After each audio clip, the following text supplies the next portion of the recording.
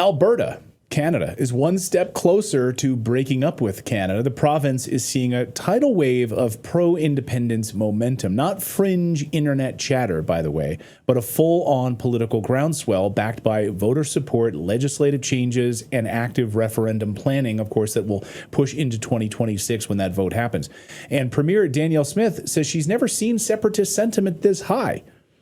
Thanks to a bill that was quietly passed this spring, Albertans could trigger a full-blown referendum on independence with just 177 signatures. A number of organizers say they're well on their way to reaching that goal.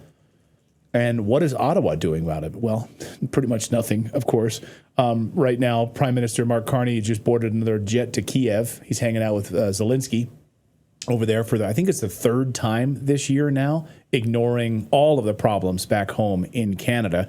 Journalist David Crayden joins us from Ottawa. He's not leaving the roost. He's still in Canada, and he's fighting the good fight. Host of Crayden's Right on YouTube, and he's a watchful eye, an independent voice up there in Canada. David, great to see you. Welcome back to the show. Always nice to be back, and happy birthday, Natalie. Thank you so much. So I want to talk about this movement here, this Alberta movement first, and there's a lot of stories I want to get to here, but in the minutes we have, it seems to be growing, and this isn't just like internet chatter anymore. There seems to be a real momentum behind this, and this idea that Alberta could become the 51st state of the United States of America, low taxes, not have to deal with all of the green energy weird policies that's hurting farmers in Alberta and everything else. So what do you make of the latest moves here on the Alberta freedom movement? This has been largely engineered by the Alberta Prosperity Project, and they have done a fully comprehensive economic costing of what an independent Alberta would mean. And it looks extremely well for this potential independent province, or if it decides to become incorporated into the United States, I think Americans would welcome that, because this is an energy-rich province that contains most of the economic activity of Canada right now. Is this a serious referendum coming? Is this a serious movement towards independence? Absolutely. Polling suggests it's at least 50 to 55%. The momentum has not been stopped by the election of Mark Carney. If anything, it's been accelerated by the election of Mark Carney.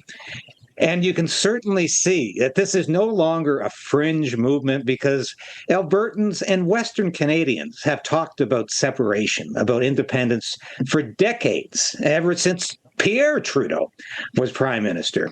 This is the first time I have ever seen the numbers this high, the viability of independence to be this possible and this potentially real.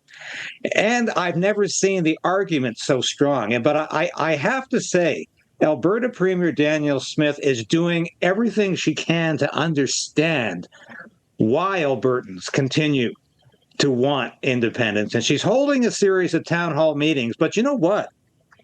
The questions that she's answering, in many cases, are fueling the anticipation or expectation of independence, because she was at a town hall this week and she was asked about equalization payments, or an indirect question about that. And of course, for those of you who don't know, that's when Ottawa extorts money from so-called have provinces to dispense it to so-called have not provinces.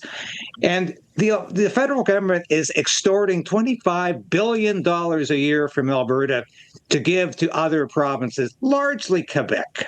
So Quebec can then turn around and decide how it wants to spend Alberta's money, largely on social programs, because Quebec refuses to use the oil it's sitting on, unlike Alberta. So when she was furious about this at a town hall meeting and saying, why can't we lower taxes any more than Alberta? Why can't we spend more money on the public school system? Because Ottawa is extorting $25 billion a year from the taxpayers of Alberta.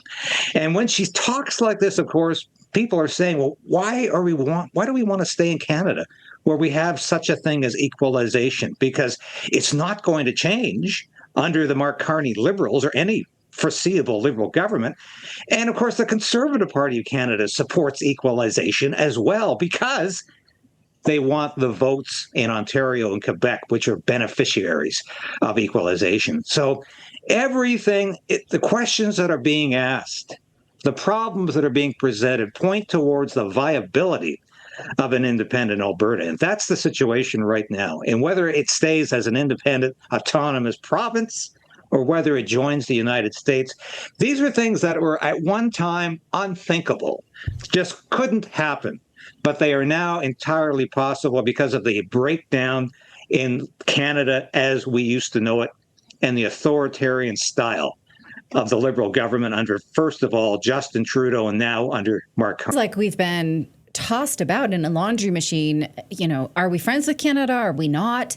How do Canadians feel at this point, given that, you know, the tariff war has not been settled and we're just not sure from one day to the next what our relationship is? And so is there still an anti-American sentiment inside Canada by and large? I would say that anti-American sentiment was always greatly exaggerated. Oh, but that's nice to hear. What's increasingly obvious is that Mark Carney lied about his intentions of dealing tough with Donald Trump. He knew he was not going to get tough with Donald Trump. And he knew, secondly, that retaliatory tariffs are bad news for Canadians. All they are is more taxes. And Canadians are amongst the most heavily taxed people in any democratic country. So Carney knew he wasn't going to do this. He was elected under false pretenses. He promised that he was going to get tough with Donald Trump and issue retaliatory tariffs, which he knew would not be good news for Canadians, for Canadian consumers. And he essentially last week admitted, hey, I made it all up, folks.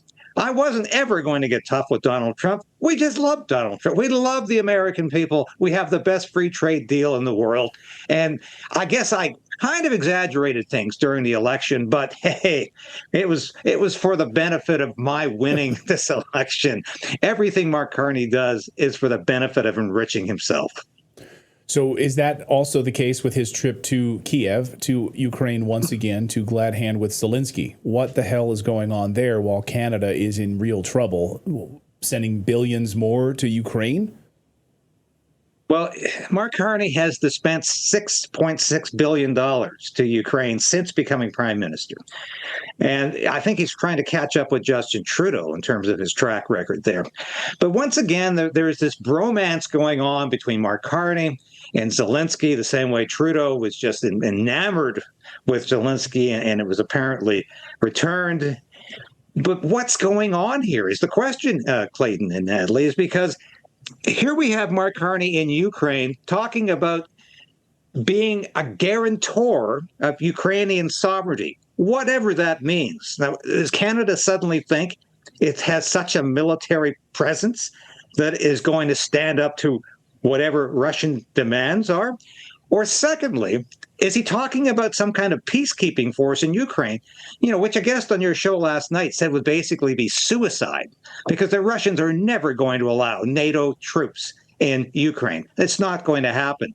Or is Mark Carney talking about some kind of war with Russia, the way that UK Prime Minister Keir Starmer has talked, or French President Emmanuel Macron? Both of them have talked about going to war with Russia as a guarantor of Ukrainian sovereignty. So his talk is increasingly alarmist. And it's once again, just like the Europeans are talking about war as a distraction from their economies, which are all in a catastrophic state. Mark Carney is using the Ukrainian distraction in the same way. So Canadians don't think about how bad the economy is right now and how near we are to economic catastrophe. Better have people think about some sort of war with Russia or peacekeeping in Ukraine, which of course is a delusion. It's never going to happen. But it's not that Mark Carney is a stupid man. He's a clever globalist who is edging Canada ever closer to Europe, even as he pretends to be very, very close to Donald Trump and very, very close to our American allies. And he is edging closer to a globalist relationship. And that's what Mark Carney's always been about as the international banker. He has an agenda. He's working towards it.